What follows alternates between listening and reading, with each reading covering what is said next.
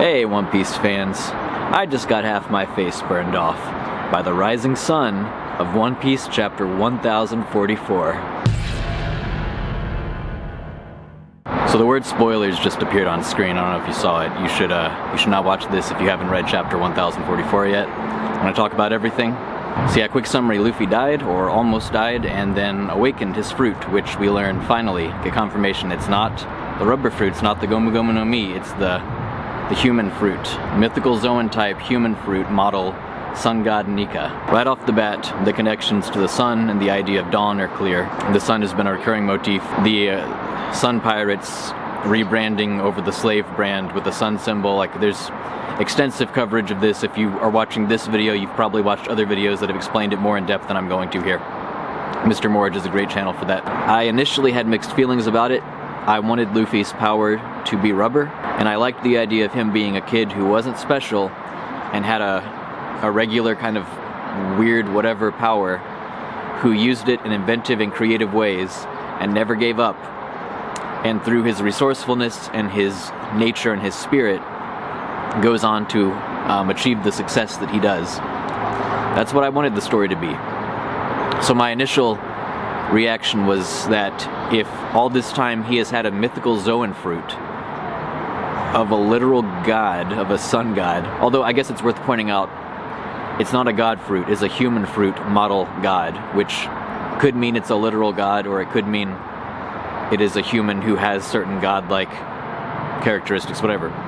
Anyway, if all this time Luffy has had a god fruit that, as we learn, makes him rubber and makes him only limited by his imagination, which is a really cool idea. But if all this time he's had that fruit, well, first off, let's talk about that fruit. So the fruit makes your body rubber. Rubber, the idea of something stretchy and malleable.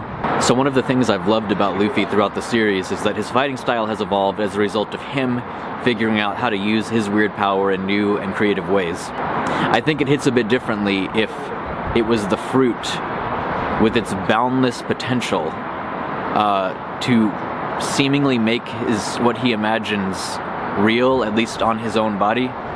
If it's the fruit doing that, that would seem to suggest to me that if someone else had the fruit, they could have been doing what Luffy's been doing all this time. And it's not because of who Luffy is that he's had this success, it's because of the great power of the fruit that he happened to get.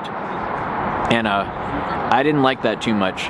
But then someone pointed out to me that one of the Elder Stars says that the fruit has been out of the hands of the world government for 800 years. There have presumably been other people who have had the fruit and used it, and yet none of them has changed the world, none of them has accomplished what Joy Boy was trying to do, and the legend of the sun god Nika is still pretty obscure and almost no one knows about it. So that then would suggest that Luffy is special. If it's the case that this is a really magnificent, powerful, ultra fruit, but that only someone like Luffy who embodies the spirit of it himself already can really use it to its full potential, to the full extent of its power, I'm okay with that. I kind of like that. And that actually does seem to be backed up by the fact that Luffy has named his new form Gear 5th. Now, whatever the historical, officially recognized names of all these things are, the fruit, the type of fruit, what it is, the sun god, Luffy doesn't know about any of that. He doesn't care about any of that. Luffy was the one who came up with the gear system for naming his abilities. He chose to call his Enies Lobby power-ups Gear 2nd and Gear 3rd. He chose to call what he used against Doflamingo Gear 4th. And so with this new power-up, he reawakens. And his heartbeat is different. He knows something is different. He's not throwing himself, he's not shedding his input on what he does and throwing himself at the feet of the idea of the sun god and saying, I submit to the power of the sun god, feel the power of the sun god that I wield. He's not saying that. This is his ability, and he's using it his way. And so he's calling it Gear 5th, because that's how he names his own abilities. So in that sense, he is embodying the freedom. He is the embodiment of freedom. He's using this ability, this power of a god, without regard for what it is, or for other people's reverence for it. He's using it and enjoying it in his own way based on his own understanding of it. the way he wants. And I really like that. Luffy is still himself. And that's part of why he is the embodiment of freedom, is because he's not kneeling to the legend, and that's what makes him free, and that's what makes him worthy of the title of Joy Boy, both thematically and probably literally. I really like the design. It's it's like Looney Tunes insanity. I really like how he keeps laughing, like he can't stop laughing. He's delighted to be back up, and he's surprised, but it's not in like a grateful, oh thank goodness I thought I was dead way. He's just having fun.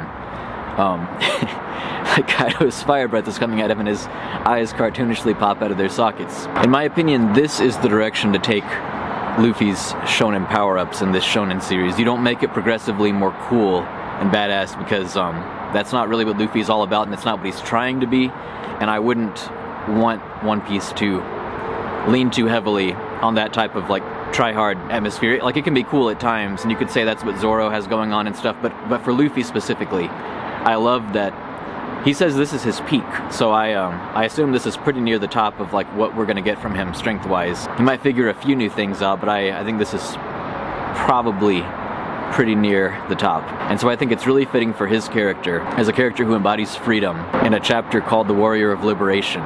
Zanisha's talking about Luffy's heartbeat is the drums of liberation. I think it's very appropriate for him to be this free-flowing, easy, fun-having, laughing presence in his ultimate powered-up state.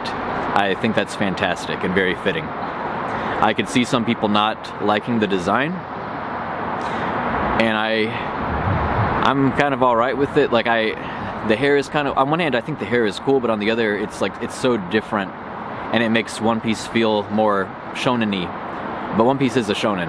There's certain things that happen in shonen, and you just gotta kind of live with that. But overall I like it.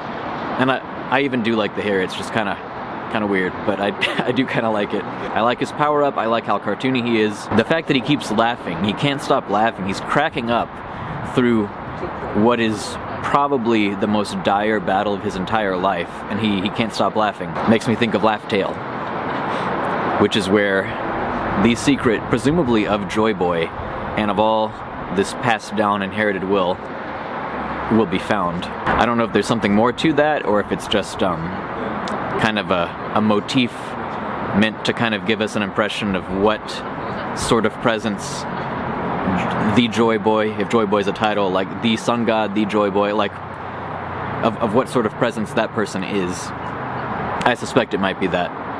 If there's something more to it, plot related, I guess we'll find that out later, but it was just a detail that I really liked. It's certainly not a coincidence that he keeps laughing, and the final island, the main goal of the entire series, is Laugh Tale. That might be really obvious, but I wanted to point it out because I thought about it. This is a side note. I love that this new power, like all the theories for all the years of like what Luffy's gonna pull out in Wano to beat Kaido. He's gonna go Gear 5th. He's gonna awaken his fruit and all this, and it turns out to just be everything. Like, it's the revelation of what his fruit actually is. It is his awakening. It is also Gear 5th. Like, at this point, he might as well just go Super Saiyan and activate his Bankai and pull Godric Gryffindor's sword out of his hat. Anyway, yeah, cool design. A lot of people have been pointing out it's very cartoony.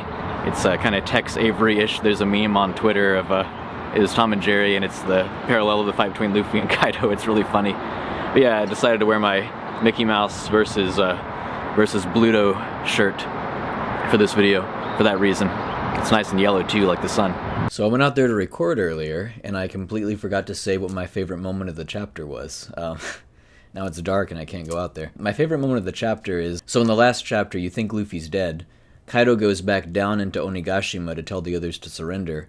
I thought Luffy was going to get back up and follow Kaido down to fight him. I thought the location of the fight was going to shift. No. In this chapter, with his new powers, Luffy stretches his arm really far. He grabs Kaido and pulls him back up to the roof. And even makes a yoink sound, which I didn't notice at first. There's a yoink sound effect there. I thought that was hilarious. I thought that was hysterical. He pulls an Emperor of the Sea back up to where they were fighting. He's like, no, we will continue the fight up here. Excellent. Yeah, this everything about this chapter, just the atmosphere, all the people talking about it, it's like, it feels like a new marshmallow type, a new shape has been added to Lucky Charms. That's what it feels like. That's the atmosphere. It's like, whoa, what's this? Anyway, back to this now. Zunisha the elephant hears the drums of liberation and says that Joy Boy has returned. Yamato interprets this as Luffy being Joy Boy, which is correct. That's how you interpret it. The chapter is called The Warrior of Liberation. A big chunk of the chapter is dedicated to Hiyori and Orochi. And Orochi is begging for his life, and Hiyori is going on and on to him about how he broke his promise, how her father Odin kept his promise, and then near the end of that scene she says, "The Kozuki clan always keeps its promises." This is not a coincidence. It's not a coincidence that this conversation takes place in the chapter in which Luffy becomes Joy Boy. The first time we ever heard about Joy Boy in the series, Fishman Island, Robin's reading the poneglyph, Joy Boy expressed regret and apologized to Fishman Island for not being able to keep his promise. So One Piece is all about inherited will. The idea here, the very clear idea, is that Luffy, who has now taken up the title of Joy Boy, is going to fulfill that promise, just like he did at the end of Skypiea by ringing the bell.